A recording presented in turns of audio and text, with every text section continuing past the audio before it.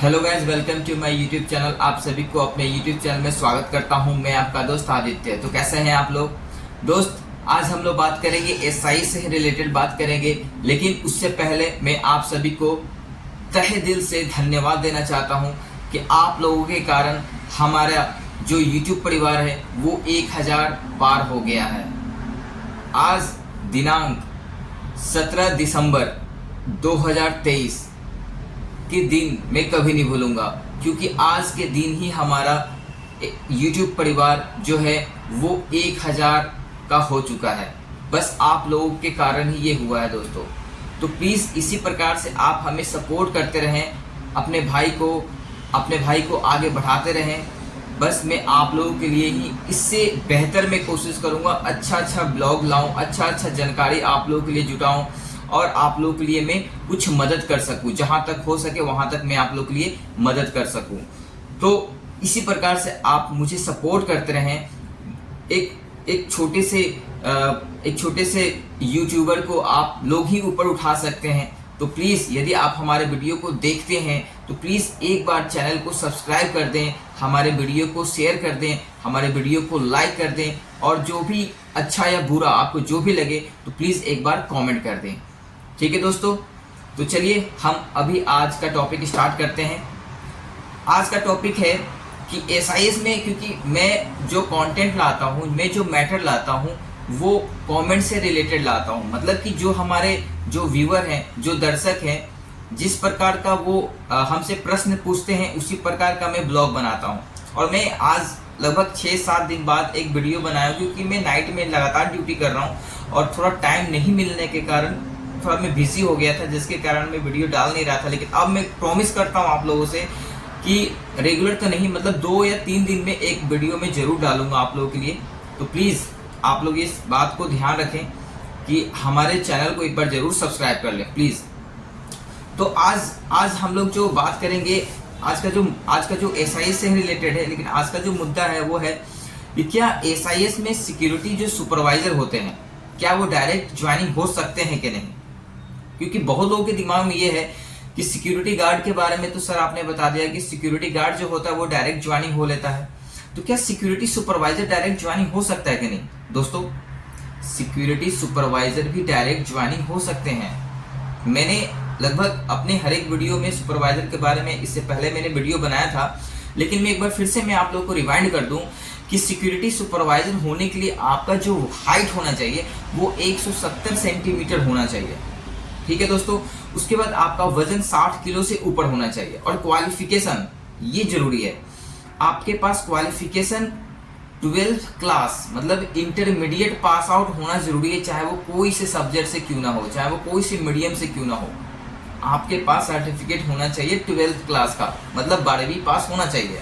ठीक है दोस्तों, उसके बाद यदि आपके पास कोई प्रोफेशनल कोर्स है, जैसे कि कंप्यूटर किए हैं आपने, तो कंप्यूटर हो, या फिर आपने कुछ एक्स्ट्रा आपके पास कोई एक्टिविटी है, तो वो भी डॉक्यूमेंट्स यदि आपके पास रहेंगे तो ज़्यादा वैल्यूएबल रहेगा, या फिर ज़्यादा स्कोप रहेगा आपका ज्वाइनिंग होने का।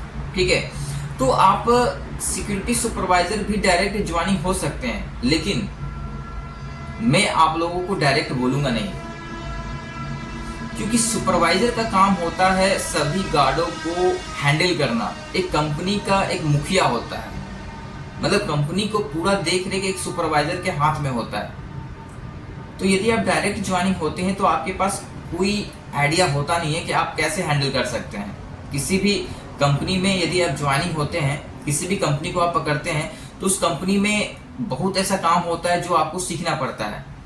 तो मैं ऐसे तो डायरेक्ट ज्वाइनिंग होता है, लेकिन मैं आपको सजेशन दूंगा कि आप ट्रेनिंग कर लें सुपरवाइजर का, तो ज़्यादा बेटर रहेगा। यदि आप ट्रेनिंग करते हैं तो आपको सुपरवाइजर का काम क्या क्या होता है वो पूरा काम आपको बताया जाएगा।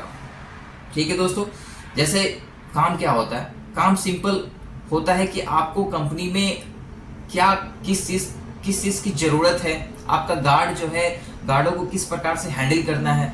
ठीक है जी, यदि आपको कंट्रोल रूम में ड्यूटी मिल गया तो कंट्रोल रूम में बहुत ही काम होता है, सिस्टम का काम होता है, विजिटर आते हैं उनसे किस प्रकार से बात करना है, या फिर फायर का नॉलेज आपके पास बहुत ही जरूरी है। तो फायर के बारे में भी ट्रेनिंग, आपको ट्रेनिंग सेंटर यदि जाओगे तो ट्रेनिंग सेंटर में आपको फायर के बारे में भी बतलाया जाएगा। ठीक है, क्योंकि अब ये देखो, यदि आप डायरेक्ट ज्वाइनिंग कर लेते हो तो क्या आपको फायर के बारे में बताया जाएगा? कुछ नहीं बताया जाएगा। आप डायरेक्ट ज्वाइनिंग हो गए और कल से ड्यूटी स्टार्ट हो गया, ठीक है जी। मान लीजिए कि आपको अच्छा यूनिट में तो ड्यूटी मिल गया, लेकिन यदि आप वहां पर जाते हो और सुपरवाइजर के लिए जा रहे हो, यदि वहां पर गए, आप किसी भी यूनिट में आप गए और वहां पर इंटरव्यू में आप सिलेक्शन नहीं हो पाया आपका सुपरवाइजर में, तो फिर तो डायरेक्ट ज्वाइनिंग होने का कोई मतलब ही नहीं है। हाँ, आपको ड्यूटी मिल तो जाएगी, लेकिन सैलरी अच्छा नहीं मिलेगा आपको, मतलब 16-17 हज़ार मिलेगा और अच्छा यूनिट नहीं मिलेगा, तो आप मतलब उतना ही तक रह जाओगे।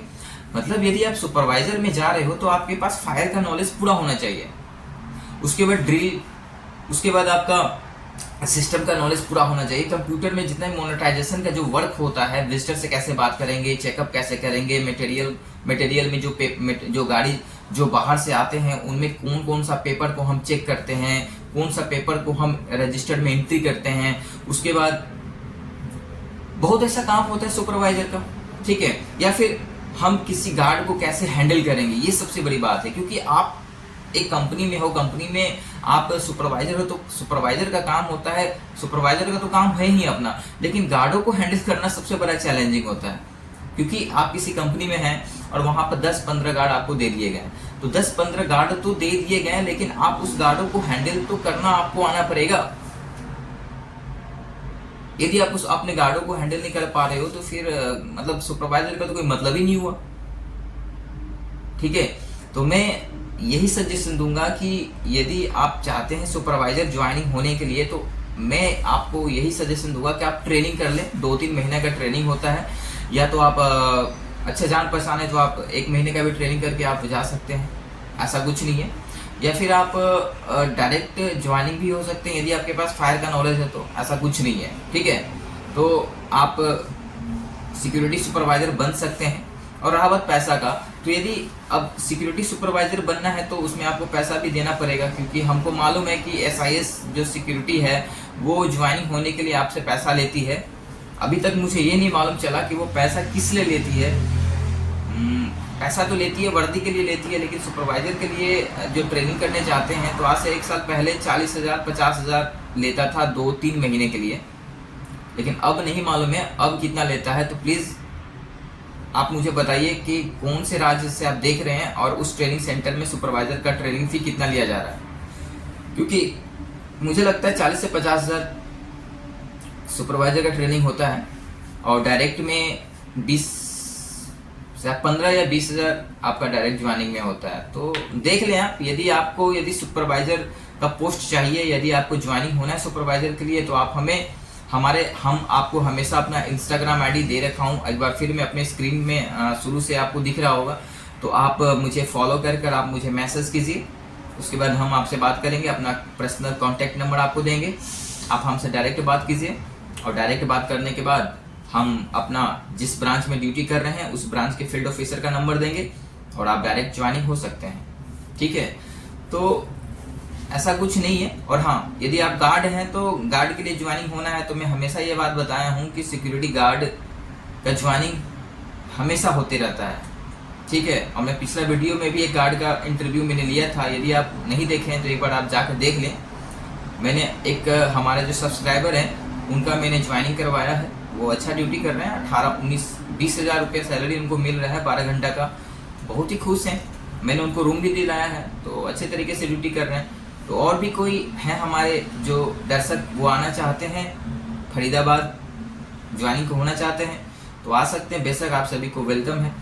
और एक और चीज़ मैं बता दूं कि बहुत सारे हमारे सब्सक्राइबर जो कि इंस्टाग्राम पर मैसेज करते हैं तो मैं उनको जवाब नहीं दे पाता हूं, तो उनके लिए बहुत ही मैं उनसे माफ़ी मांगना चाहता हूं कि मैं थोड़ा बिजी आजकल हूं, मैं कांटेक्ट नहीं कर पा रहा हूं। तो आप टेंशन मत लेना, मैं आज नहीं तो कल मैं आपसे ज़रूर बात करूंगा। और यदि आप अपना नंबर जो देते हैं, आप लोग इंस्टाग्राम में मैसेज करते हैं, तो वैलिड नंबर दें, अच्छा नंबर दें जिससे बात हो सके, ठीक है। तो बस यही आज का था टॉपिक। तो इसी प्रकार से आप हमारे वीडियो को देखते रहें, हमारे चैनल को सब्सक्राइब करें और हम अपने दोस्तों के पास शेयर करें हमारा वीडियो को, और अपने भाई को कोशिश करें कि आगे तक ले जाने का, ठीक है दोस्तों। मुझे अपने भारत और अपने बिहार, यूपी, झारखंड वाले दर्शकों से बहुत उम्मीद है, वही हमें अपना एक नंबर 1 यूट्यूबर बना सकते हैं SIS से, या फिर जो भी फील्ड में हो, आप जो भी समझे। तो बस आज के लिए इतना ही कुछ कहना था। अब मैं ज़्यादा कुछ बोलता नहीं हूँ, क्योंकि जो एक्यूरेट बात है वो वही मैं बताता हूँ। तो बस आज के लिए यही। तब तक के लिए आप लोग हमारे चैनल को सब्सक्राइब कर दीजिएगा। तो ठीक है दोस्तों, जय हिंद दोस्तों।